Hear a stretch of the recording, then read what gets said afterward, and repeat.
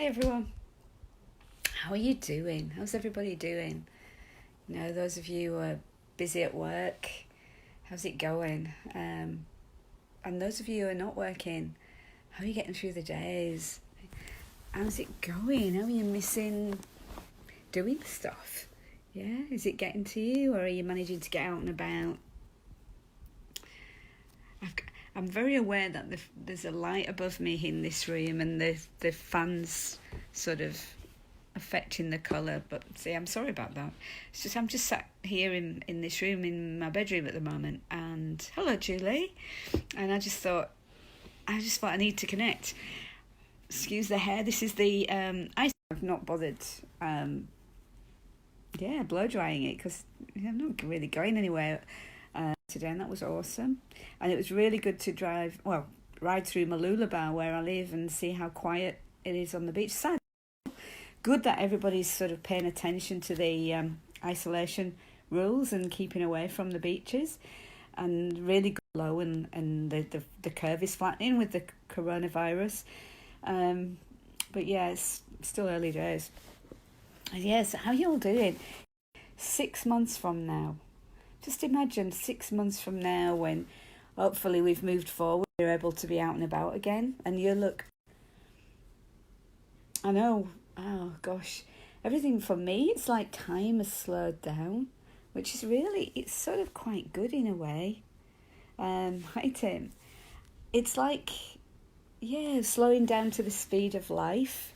Whereas we're all running around trying to get so much done, and don't get me wrong, I know the health system, the nurses, the doctors, so many people running around frantically trying to do stuff at the moment. But for many of us, life has slowed down, and we're not as caught up in having to get stuff done in the noisy thinking in our mind as we usually are. That's what my experience is anyway at the moment.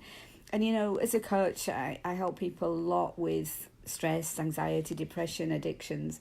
And what's really going on is they're caught up, like we all do. We all get caught up in the noise in our minds, the noisy thinking, insecure thinking that we think we've got to do this and we've got to do that. And it's like urgent, and like there's not enough time. And then we get overwhelmed and we don't do the things that we want to do.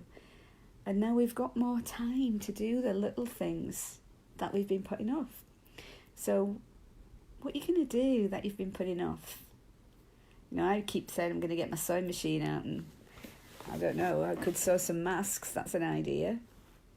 But just to be creative, I feel like being creative and keep talking about. In fact, I've got a beautiful friend, client. She was a client. She's a friend now in Mexico. As a professional athlete, and we had a catch up the other day because I've been wanting to model her ability to come first in like extreme climbing and running events. And she said I ought to do a seminar online. So we're sort of talking about doing a seminar or a workshop or something online that's going to help people. I think it would be really useful for athletes, athletes who are not able to get out and do their training, so that they come through the other end and feel stronger, and with more and more clarity around goals and life and what's important. What's 6 months from now? Imagine we've come through the other end and we've learned from this chaos. Because in a way, to get through to the other side, to something new, we've got to go through change. We've got to go through a struggle, and it's almost like we're doing that now as a not a nation, as the planet, as everybody on the planet, because this is one of those unique situations that we're all going through at the same time. And hi Julie, it's so good to see you guys here, and it's just amazing how we all seem to have more time to connect at the moment as well. So connecting with friends from school days and looking back to those days that we forget. We have like limited views about what school days were like, and we can either look through like rose-tinted glasses, or we can look through glasses where it was all bad and forget the good stuff.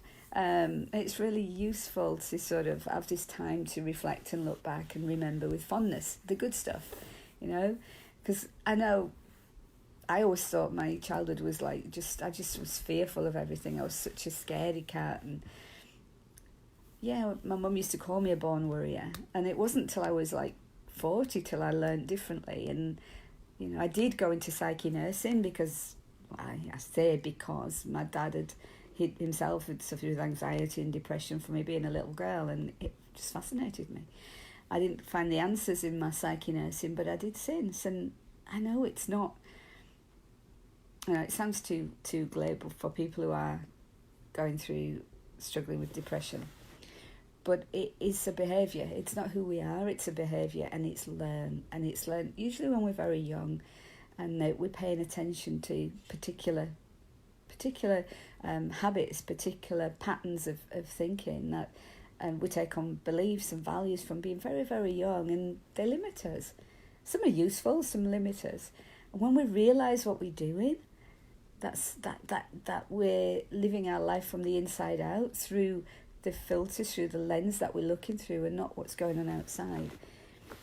When we realise that, that's happening 100% of the time, then it doesn't matter what's going on the outside. Hi Susan, what's going on the outside has no bearing to how our well-being, and I know that sounds ridiculous, but if you've ever read a book, hi Nikki, there's a book that was written by a guy called Viktor Frankl, Man's Search for Meaning, and he was in the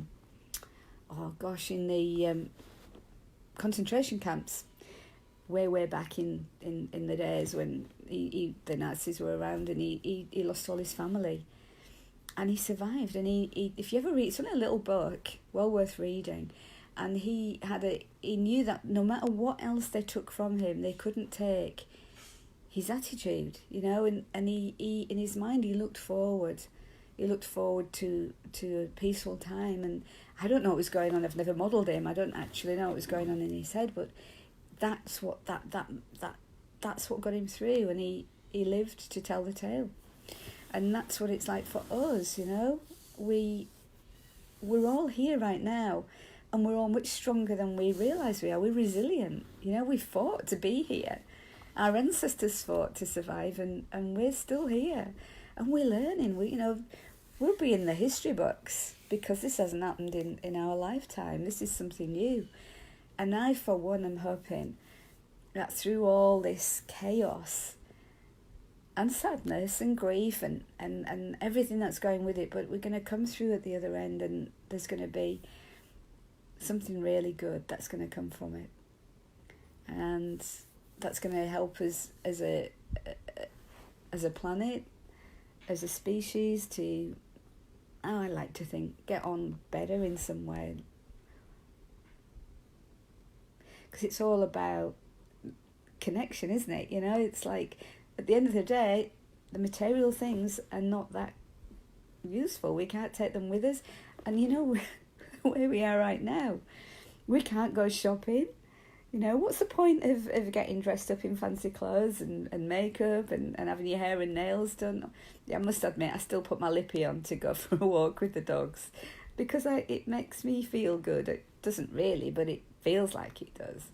So I keep putting my lippy on, and I keep having a shower, and okay, I don't blow dry my hair. I'm letting it's got the cat weasel look.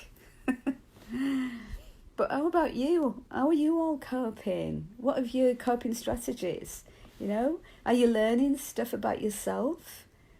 Is it highlighting limiting beliefs that have been getting in your way of being, I don't know, successful, happy, peaceful? We're free to do whatever we want to do, even though we can't go outside and do stuff right now. But we have that choice. We can choose to be miserable that we can't go out, or we can look through a different lens and think, wow, who would have thought I could have this time to do all those things that I've not been able to do, catch up on conversations, connect with people. I mean, we're so lucky that this is happening now, where we have all this technology, where we can connect with our friends and family. I've got family around the world. I've got my son in Thailand, in Bangkok. I've got my daughter in Yorkshire and 2 grandchildren I could go down a spiral of thinking, worrying about them and how they're coping. My poor daughter, well, my daughter's doing great, but she was born with a major heart defect. She's had a heart attack. She's on a cocktail of drugs. She's on, top of the scale for the effects of the coronavirus. So I'm just thankful she lives on a farm in North Yorkshire, away from lots of people. And for that reason, I'm glad that a lot of people are doing the good thing and keeping away from each other for now. Let's see those curves go down. Let's get on top of this virus and learn something positive from it. That's the thing, isn't it? None of us expected this to happen, and I keep seeing all the conspiracy theories as well. But we'd have to be bloody clever to be able to do what's going on and to fool us. And the government, look at poor Boris. I mean, hopefully he's recovering now, but he just imagine the stress that he's been under. His immune system must have been really depleted, which is when we're more likely to pick up viruses. So I'm sending out lots of love, lots of healing to everybody, no matter what. Everybody's doing the best that they can, no matter what. Even the people who I don't know, they're still going to the beach. I hope they're getting the message, and realising. We all get insight when we get it. I know I was in Thailand at the beginning of February, and we were all wearing masks and using hand sanitizer, and the message was there then. And then I came back to Australia, and it was like, it's not happening here. And then about 2 weeks later, the numbers started creeping up, and all of a sudden it was like all hell let loose. And it's like, we've got to be careful. We've got to start paying attention to this. It's real. It's affecting everybody, not just China, not just Iran, not just Italy. The numbers are creeping up all over the world. And yeah, it's great that we've been able to travel the world, but it just shows you how quickly a virus can spread now. So yeah, let's keep this lighthearted. Let's keep enjoying the moment that we're in. And that's the thing, the past isn't happening now. If you hold your hand up in front of you, it's there, it's in front of you. Try and hold your hand last week. Can't do it. It doesn't exist. It only exists in our mind.